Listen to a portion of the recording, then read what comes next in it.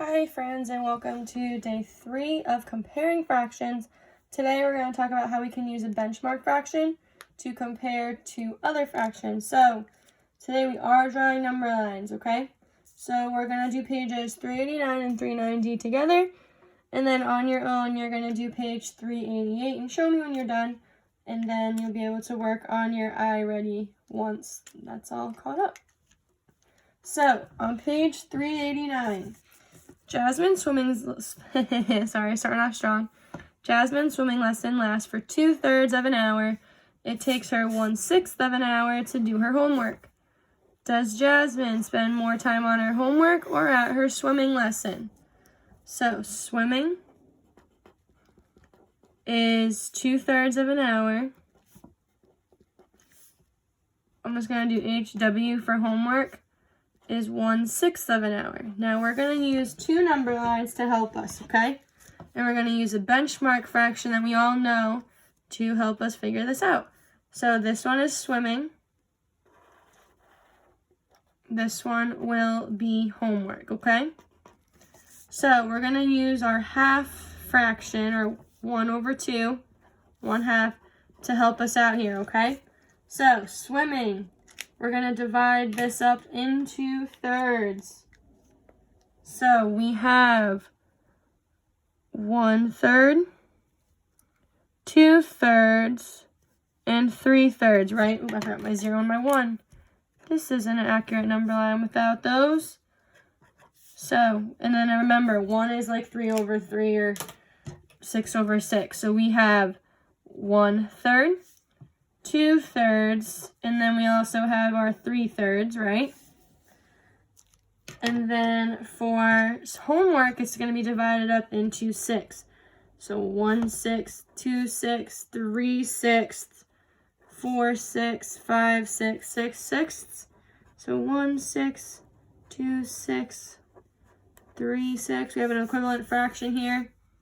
4/6, 5/6. And 6/6, okay? So now, she spends 2/3 swimming. So we're going to circle that so it stands out. She does homework for 1/6 of an hour. Now, comparing using the half, 2/3 is over a half, 1/6 is less than a half. So it's clearly evident that she swims longer, because we can just look at this half, this benchmark fraction, and just see, okay, 2/3 is over the half, 1/6 is not, so clearly 2/3 is larger, because 2/3 is closer to 1, where 1/6 is closer to the 0. So, Jasmine spends more time swimming. And I just want you to get this down, and we're going to go over how that works on the back on page 390. Sorry, friends.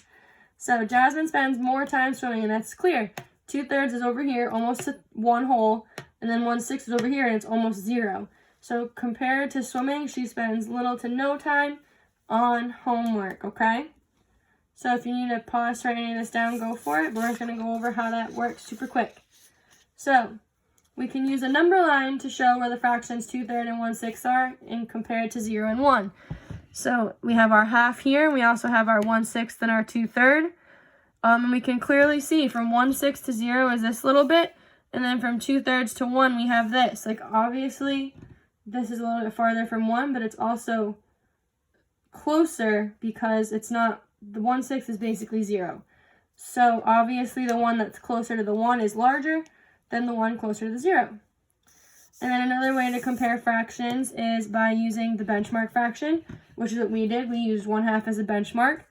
So we could say that the 1/6 is less than 1/2, which it is, and then the 2/3 is greater. So obviously, since the 2/3 is greater than our benchmark, we know that 1/6 is less than 2/3.